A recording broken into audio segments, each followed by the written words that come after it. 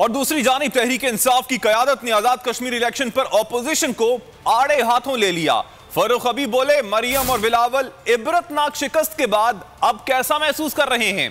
आजम सवाती ने कहा, कश्मीर के गयूर अवाम का फैसला करप्शन और माफिया की शिकस्त है। शहबाज गिल बोले, मरियम नवाज के मानने ना मानने से क्या फर्क पड़ता है, वो तो किसी प्रॉपर्टी की मिल्कियत भी नहीं मानती थी। उस्मान बुज़दार और फिरदौस आशिक अवान ने भी इलेक्शन नताइज को बड़ी कामयाबी करार दे दिया।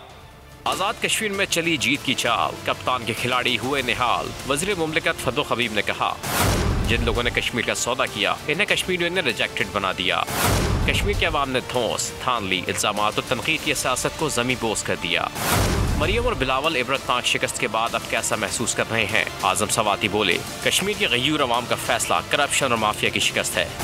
तहरीक इंसाफ की क़यादत कश्मीरी अवाम का मुस्तकबिल महफूज बनाएगी। शहबाज गिल ने मरियम नवाज को मुखातिब करके कहा, आपके मानने या मानने से क्या होता है, आप तो किसी प्रॉपर्टी की मिल्कियत भी नहीं मानती थी, फिर भी मानना पड़ा, अब ये भी मानना पड़ेगा। वज़ीर आज़म पंजाब उस्मान बुज़दार बोले, आज़ाद कश्मीर में अवाम ने चोरों और लुटेरों की मनफी सियासत को मुस्तरद कर दिया।